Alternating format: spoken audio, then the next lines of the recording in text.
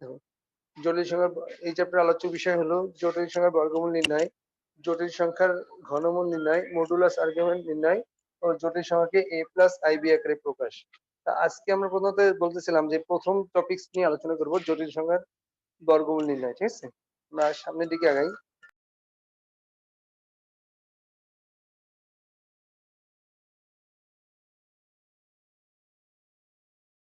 আমরা জটিল সংখ্যার সংজ্ঞা বলতেছিলাম, যদি সাধারণত যদি কখনো রুটের মধ্যে ঋণাত্মক চিহ্ন বিশিষ্ট কোনো সংখ্যা আসে, মানে বর্গমূলের মধ্যে যদি কখনো ঋণাত্মক চিহ্ন আসে, তখন ওই বর্গমূল যুক্ত সংখ্যাকে আমরা জটিল সংখ্যা নামে অভিহিত বা আখ্যায়িত করে থাকি। তো এই রুটের মধ্যে যখন মাইনাস আসে, আমরা আমাদের পক্ষে ক্যালকুলেটরের মাধ্যমে ওই সংখ্যাটার মান বের করা সম্ভব হয় না। এই জন্য এই সংখ্যাটাকে বলা হয় জটিল সংখ্যা। এই জটিল সংখ্যার আরেকটা নাম বলা হয় অবাস্তব সংখ্যা বা জটিল সংখ্যা।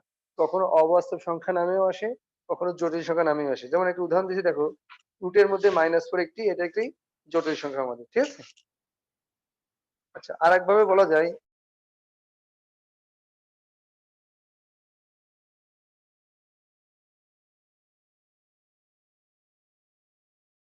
এই চ্যাপ্টারে জটিল সংখ্যার ক্ষেত্রে একটা সূত্র আমাদের কাজে লাগবে, সেটা হলো আই স্কয়ার ইকুয়াল টু -1। এইটা আমাদের মাথায় রাখতে হবে, যে যে ক্যালকুলেশনের ক্ষেত্রে যে জায়গাগুলোতে আমাদের আই স্কয়ার আসবে ওইখানে আমরা -1 ধরে নিব। জটিল সংখ্যার সংজ্ঞা অন্যভাবে বলা হচ্ছে এইভাবে, যে যদি কোনো সংখ্যার সাথে আই থাকে, ছোট হাতের আই থাকে, তবে তাকে ধরে নিতে হবে এটা একটা জটিল সংখ্যা। মোটামুটি জটিল সংখ্যার কথাবার্তা বলতে এইটুকুই বোঝানো হচ্ছে। আর বাড়তি আর যেটুকু কথা আসবে আমরা অঙ্কের মধ্যে আলোচনা করে নেব। আমরা ডাইরেক্ট অঙ্কে চলে যাই। আমাদের আজকে প্রথম মানে আলোচ্য প্রধান বিষয়টা ছিল হলো জটিল সংখ্যার বর্গমূল নির্ণয়, ঠিক আছে? আমরা বর্গমূল বলতে সাধারণত যদি কেউ বলা হয় 4 কে বর্গমূল করো, এর অর্থ কি বুঝি আমরা, বলতো? যে কোনো রাশিকে রুট বর্গমূল করতে 4। √4 মানে 2। 4 কে বর্গমূল করলে আমরা 2 পাই, এরকম। 9 জি কে ভাই। বর্গমূল করলে 3 পাই, 16 কে বর্গমূল করলে 4 পাই, তারপরে 64 কে বর্গমূল করলে 25 কে বর্গমূল করলে 5 পাই।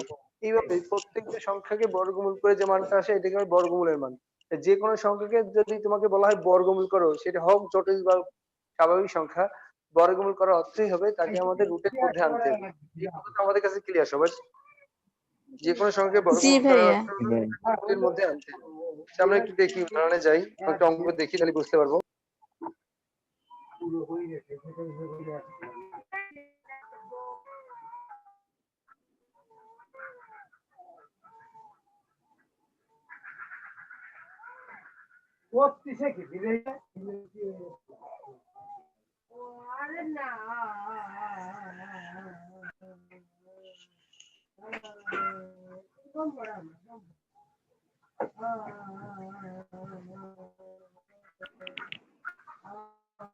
মৌ এর সাউন্ড একটু বন্ধ করে রাখো, মৌ।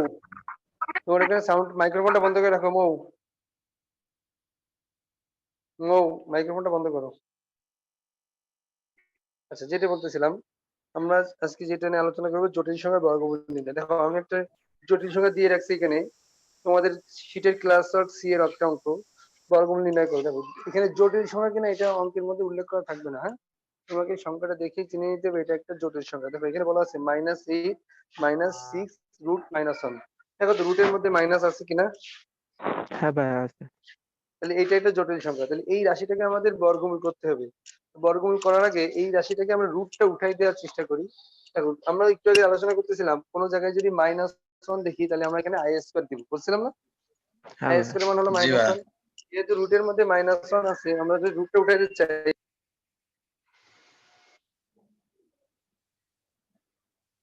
-1 এর জায়গায় যদি আই স্কয়ার দেই, তাহলে √i² হয়। আর আই স্কয়ার কে রুট করলে কি হয়? আই থাকে শুধু। আই হয়। তাহলে সংখ্যাটা কি দাঁড়ায়? -8 -6i। তাহলে এইটা একটা বলতো জি। স্বাভাবিক সংখ্যা না জটিল সংখ্যা? জটিল সংখ্যা। স্বাভাবিক সংখ্যা। সংখ্যা কেন হবে। স্বাভাবিক সংখ্যা? জটিল সংখ্যা কি বলছিলাম? যদি কোনো সংখ্যার সাথে আই থাকে, আমরা ওই সংখ্যাটাকেও জটিল সংখ্যা হিসেবে আখ্যায়িত করবো। হ্যাঁ ভাই। হ্যাঁ ঠিক আছে। হ্যাঁ। তাহলে এখন এই সংখ্যাটাকে আমাকে বর্গমূল করা লাগবে, অর্থাৎ এই সংখ্যাটার উপরে আমাকে রুট বসাতে হবে, রুট দিতে হবে। এটা হলো আমাদের মূল কাজ। আচ্ছা, যে কোনো রাশিকে রুট করলে, যেমন 4 কে রুট করলে আমরা অ্যান্সার কত পাই? 2 পাই। 2 ভাই। হ্যাঁ তেমনি জটিল সংখ্যাকে রুট করলে একটা অ্যান্সার দেখাবে, কিন্তু জটিল সংখ্যা রুটের অ্যান্সারটা স্বাভাবিকভাবে আসবে না। যেহেতু বাস্তব অবাস্তব বা জটিল সংখ্যা এর অ্যান্সারটাও অবাস্তব আকারেই আসবে, হ্যাঁ, বা জটিল সংখ্যা আকারেই আসবে। আরেকটা কথা মনে রাখতে হবে, জটিল সংখ্যার রূপ হলো a প্লাস আইবি। যে কোনো জটিল সংখ্যাকে আমরা a প্লাস আইবি আকারে আখ্যায়িত করতে পারি। ঠিক আছে? হ্যাঁ ভাই। জি ভাই।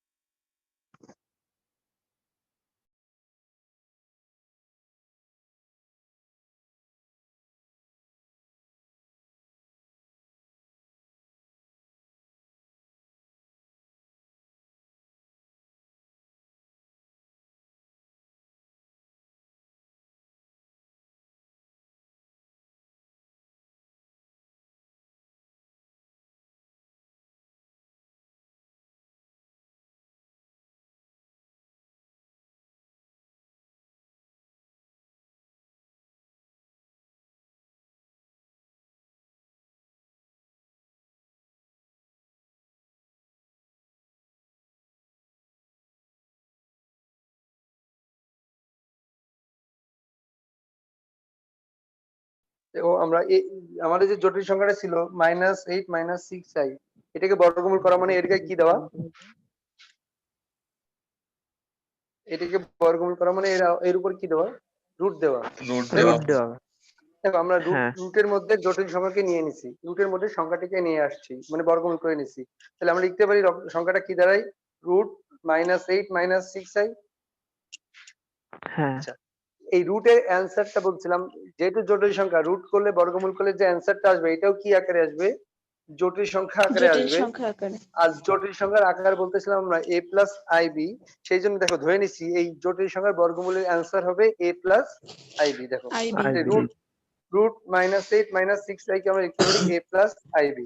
এখন আমাদের এই রাশি এই a প্লাস আইবি এর মানটা আমাদের বের করতে হবে, অর্থাৎ a আর b এর মান যদি আমরা বের করতে পারি এখানে বসালে আমাদের অ্যান্সারটা চলে আসবে। কথা কি বোঝা গেছে? a আর b এর মান বের করার জন্য আমাদের প্রথমে এই রুটটাকে উঠাই দিতে হবে, আর রুট উঠাতে গেলে আমরা কি করি? উভয় পাশে বর্গ বর্গ করি। করি। বর্গ। তাহলে আমরা যদি এই লাইনে উভয় পাশে বর্গ করে দেই,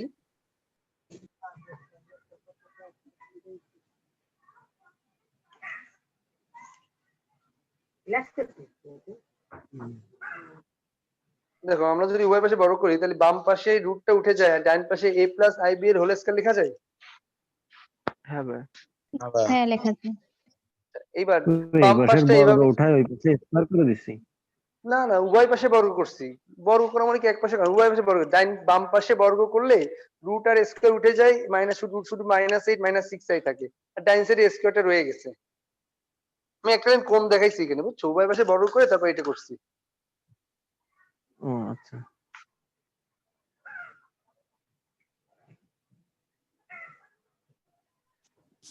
ভাই আগের প্রশ্ন দিবেন?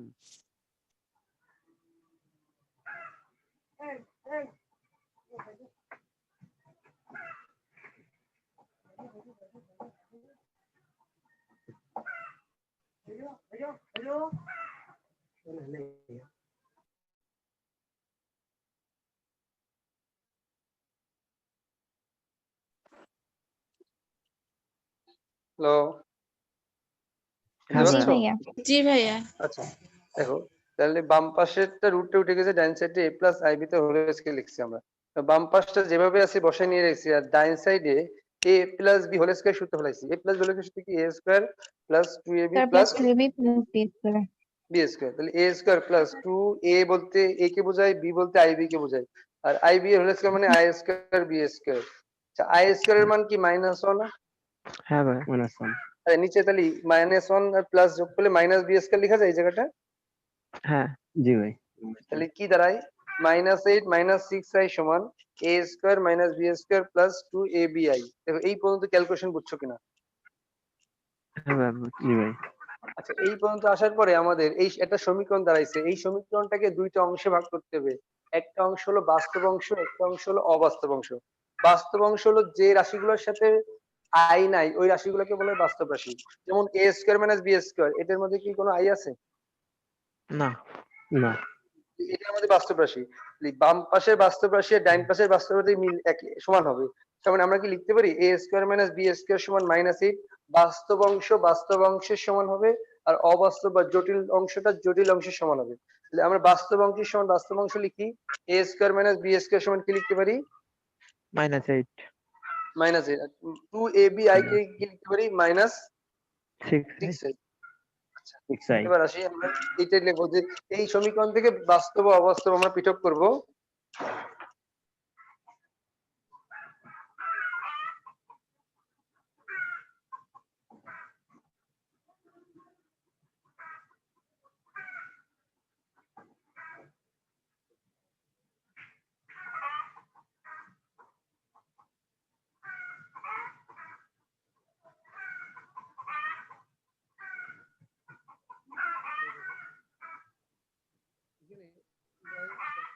বাস্তব ও অবাস্তব।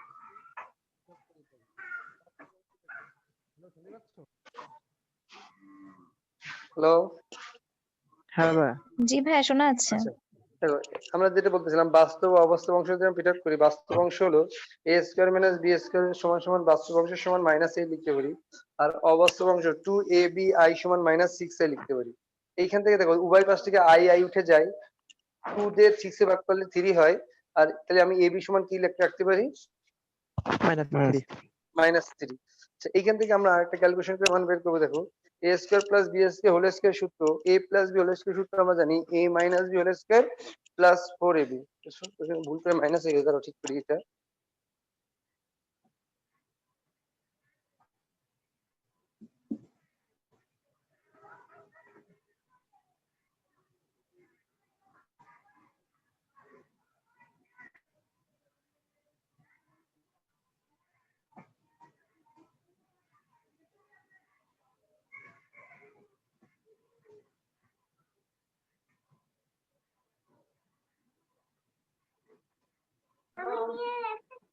দেখো a plus b whole square সূত্র হলো a minus b whole square plus 4ab।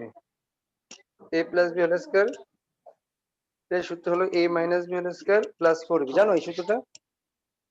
হ্যাঁ ভাইয়া। জি ভাইয়া। জানি। আচ্ছা এখান থেকে ভাইয়া a স্কয়ার, হ্যাঁ বলো।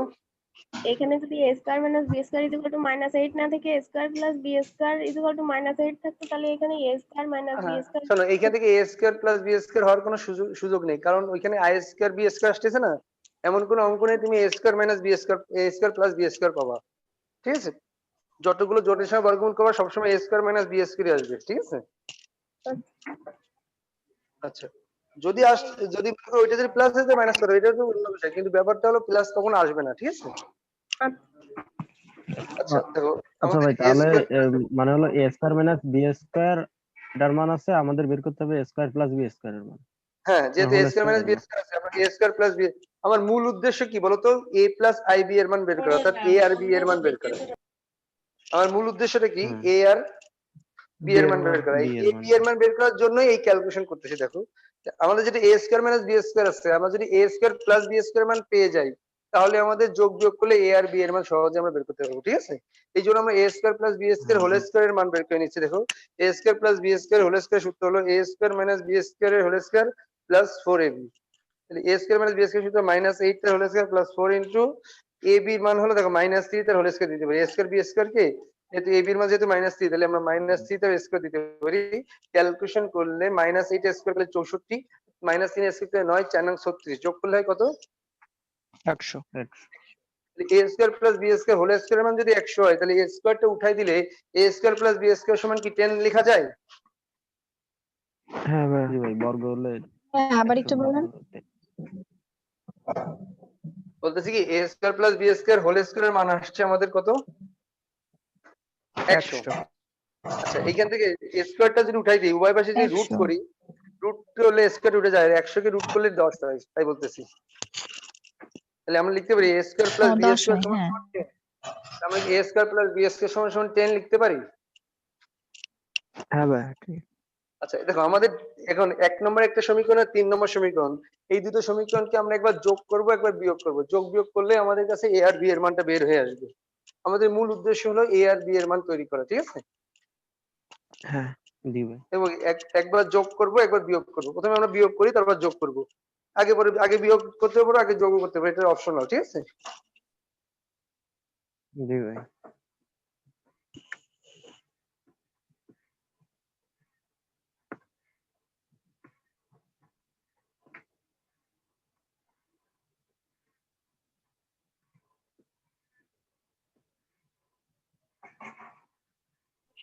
দেখো আমরা 1 ও 3 নং সমীকরণ প্রথমে বিয়োগ করতেছি, বিয়োগ করলে কি নিচের চিহ্নগুলো পরিবর্তন হয় না?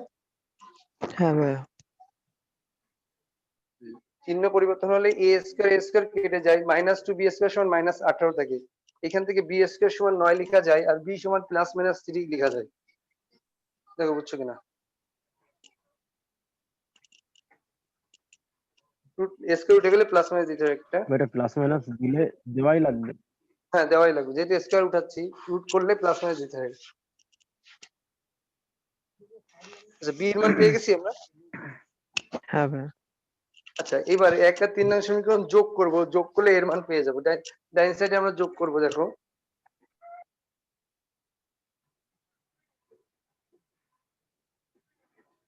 1 ও 3 নং সমীকরণ যোগ করে পাই।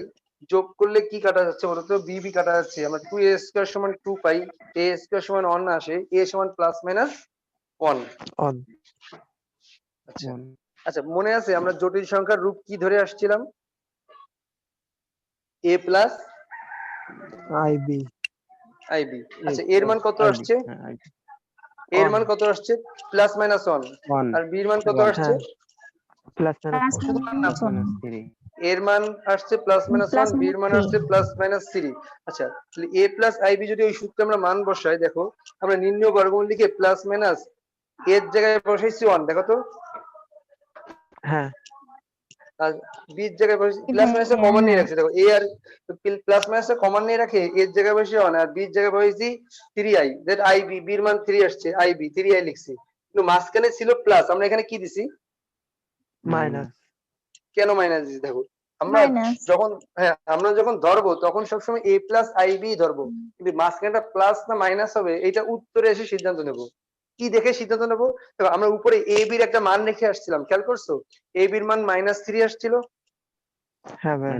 -3 a b এর মান যদি মাইনাস আসে তাহলে উত্তরে মাঝখানে মাইনাস হবে, আর a b এর মান যদি প্লাস আসে তাহলে উত্তরে মাঝখানে প্লাস হবে। হ্যাঁ আচ্ছা হ্যাঁ তার যেহেতু মানে আমাদের এ বি মানের উপর নির্ভর করতে হবে। হ্যাঁ a b এর মানের উপরে মাঝখানে চিহ্নটা নির্ভর করবে আমাদের, কারণ আমরা যখন ধরবো তখন সবসময় a প্লাস আইবি ধরবো, আমরা আচ্ছা কখনো মাইনাস ধরবো না। কিন্তু আমরা যখন উত্তর বসাবো তখন এ বি চিহ্নটা দেখে উত্তর বসাবো। এ বি চিহ্নটা যদি মাইনাস হয় মাঝখানে মাইনাস দিব, এ বি চিহ্নটা যদি প্লাস হয় মাঝখানে প্লাস দিয়ে অ্যান্সার লিখে দেবো। জি ভাই। দেখো কারোর কোনো হুম। প্রশ্ন আছে কিনা? বর্গমূল মোটামুটি এইটাই বর্গমূল, মানে পুরো অঙ্কের মধ্যে একটাই নিয়ম, মানে বর্গমূলের নিয়ম একটাই, একটা অঙ্ক পারলেই সব অঙ্ক নিজে করতে পারবা। হ্যাঁ ভাইয়া, প্রথম থেকে সমস্যা নেই। অঙ্কটার স্ক্রিনশট দিতাম। প্রথম থেকে দিব তাই? ভাইয়া জি ভাই প্রথম হ্যাঁ বলো। অঙ্কের প্রথম থেকে ভাই, এটা কি ওই যে প্রথম রুট না। টু মূলদ সংখ্যা বের করো, ওই এই চ্যাপ্টারের অঙ্ক, এই নাম্বার সিস্টেম? হ্যাঁ হ্যাঁ এই চ্যাপ্টারের অঙ্ক।